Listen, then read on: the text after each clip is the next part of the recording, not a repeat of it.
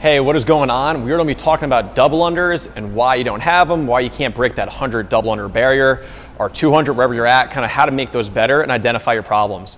So the biggest mistake we see is people just constantly practice double unders, but they don't know what they have to fix to make them better. So I constantly see people, whether they're veterans, new people, hey, maybe you've been doing CrossFit for 3 months, a year, whatever it is. They're like, oh, I'm practicing double unders. I'm like, oh, what are you focusing on?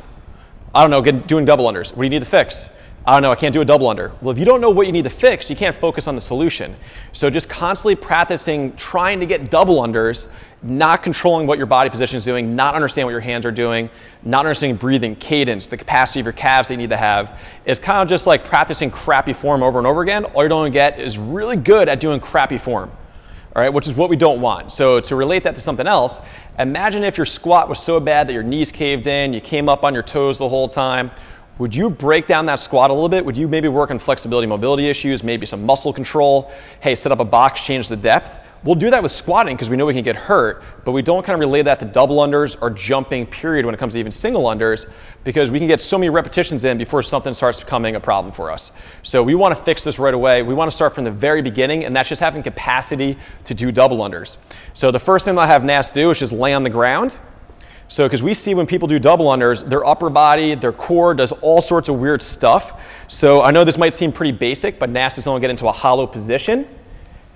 Yep, get those feet as low as you can. Let's get really hollow. This is a little bit of exaggeration of what you're going to be doing in double unders, but if you can't hold this position, what do you think happens when you jump and start adding some stress on your body? Everything goes crazy. So first thing first, be able to hold this. I'm going to keep talking to watch Nas start sweating so you can relax and stand up. So first thing first, work on that hollow hold. I know it seems really basic, but it translates over to so many other movements. Because when we're jumping, we don't want all this weird stuff going on, right? We shouldn't be dancing. We should be holding solid. Now, when you're holding a hollow hold, you might get to a 10 on the contraction, right? Holding it, holding it, holding it. We're going to do in double unders. Obviously, you're not at a 10, but hey, let's work with something. All right, the next thing is, hey, lower body positioning. And quite honestly, your capacity in your calves to bounce and kind of have the stamina and endurance to get through that. So we see a lot of people also do all funky jumps with their lower body. The knees come up, they pike up. Again, that's awareness in the core too with that pike. But all I'm going to have Nas do is get under double under stance. Some people teach feet together, some people teach feet underneath your hips. Nast is a running coach, so usually she'll jump with her feet underneath her hips to kind of help with running. So whatever way you want to do it, it's perfectly fine. All I want Nast to do is to give me 10 jumps right now. Just 10 basic jumps. You can see her body stays in a line. If you look at her feet, her toes stay pointed down. Now, is that jump high enough for double unders? Depends how fast your hands are. But now if we can't hold this body position and maybe do 30 seconds of these jumps, 45 seconds, a minute straight, every jump looking almost exactly the same, why would you think that you don't be able to get 50 double unders in a row with your hands moving as well when you can't even jump in place the right way, right? So let's back this up, so let's get it better. So just jumping like that 2-3 times a week, adding time, developing that capacity in your calves to rebound, right? Have that agility, have that coordination, which is a practice skill. You don't train it, you practice it. That will help lead you towards double unders. Hey, maybe you actually do have weak calves. Maybe you got to do some calf raises, build some strength there. You know, you have to find out what your weakness is with it. The other thing we're going to focus on with this jump is the cadence. So we see a lot of people do a lot of single unders in class or on their own and then try to go to double unders. But when you do single unders, you do them so fast, it doesn't translate to double unders. So I'm going to have Nas pick up a rope. All she's going to do is 20 single unders. I want you to try and do them fast. She hasn't warmed up any jump rope yet, so we'll see how this goes. 20 single unders. We're just going to watch her cadence. Go ahead.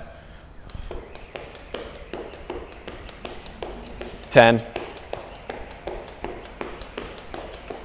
Thank you. So see how fast that cadence is? That's what most people do when they do single unders. Now try and do a double under at that same cadence. Let's see how this goes. I have no idea if she's able to do this, by the way, so we'll find out.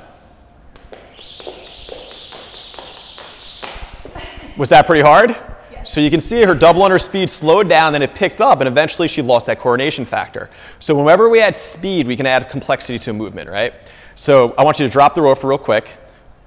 I want you to just do 5 jumps at your single under pace, wherever that is, that fast pace, and then do 5 jumps at your double under pace. Okay. Let's see the difference. Go ahead. That's fast. Now double unders. See how it's slowed down? Now, Nast actually has really fast double unders. Me personally, I'm even slower than that. But the point being is that if you're really fast at single unders, you got to slow down those single unders to learn the cadence. So eventually when you get that hand coordination, your jump speed is going to match what you can do with the rope. Okay? So usually we see people go really fast in the feet and then the hands go crazy. They whip themselves. They complain about the whip mark because they're using a rope that's probably too fast for them. So we want to make sure we're able to match that speed. Start slow with your jump. All right? The next thing we're going to talk about is hand coordination.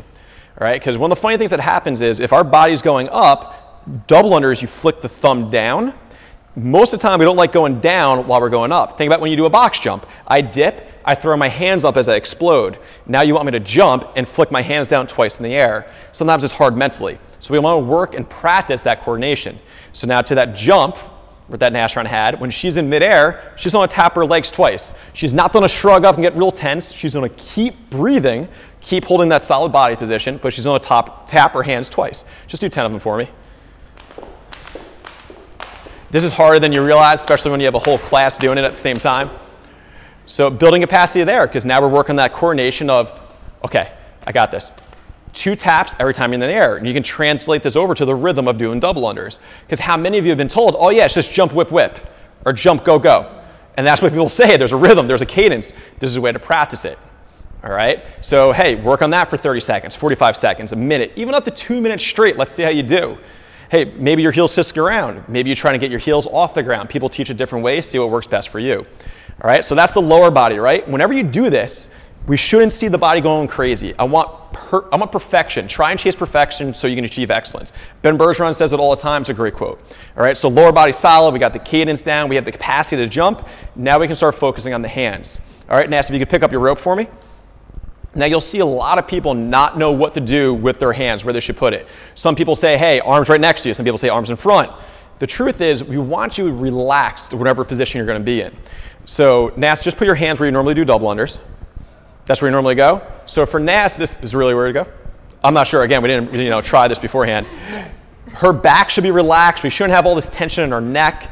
Slight bend in the elbow. Me personally, my hands go a little bit lower, but we definitely don't want the hands wide, and we definitely don't want to be contracting hard in our upper back and pulling these shoulders way back, because that's all tension, overextension. We have problems there. So these hands can go anywhere. If Nast puts her jump rope on her hips, you can go 4 to 6 inches out in front, 4 to 6 inches to the right, 4 to 6 inches back, and then back into the hips. What I was taught was that when I'm standing tall and my hands, and I'm doing double unders, I should be able to see my hands from my peripheral vision. If my hands start going behind me and I can't see them, that rope is going to get brought closer to our feet. We're going to trip up and get messed up. If our hands go wide, we're going to get tripped up and get messed up. So 2 things to kind of focus on there. Number 1, make sure you can see your hands out of your peripheral vision. And number 2, wherever they happen to be, make sure you're relaxed. You should be relaxed. Don't be tense here. All right? So try some single unders in this position, move on the double unders as you go, but we want to keep the hands here. It's just like the feet. We need to practice this.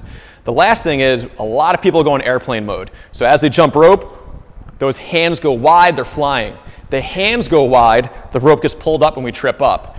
Now you can set up 2 boxes next to you, so if your hands go out, you hit them. A lot of us, our one hand will go out different than our other hand. It's kind of funny to see everything twist. That's why some people twist while they do double unders. Me personally, when it comes to classes or on your own, I like to grab a couple of bands. I'm just going to grab 1 band for Nast. We fold it up so that way we don't go airplane mode. I'm going to take this, tuck it underneath Nast's armpit. She's going to tuck that down. Now this is an exaggeration. This is a drill. Obviously, she's going to have to squeeze to keep that band in, but now it's going to create some body awareness for, okay, my elbows need to stay in here, don't flare out, don't let the arms go. She's going to try some single unders, which is actually pretty hard. And then she's going to try some double unders. And relax. But this forces you to keep your arms in instead of airplane mode because that band will drop. All right? So start from the most basic thing. Get some capacity in your calves. Hey, can we jump? Can we hold that hollow position? Are my feet going crazy? Start from the most basic thing. Build and build and build. Don't rush it. Get those double unders. Hope this helps. If you have any questions, please comment below. Talk to you guys soon.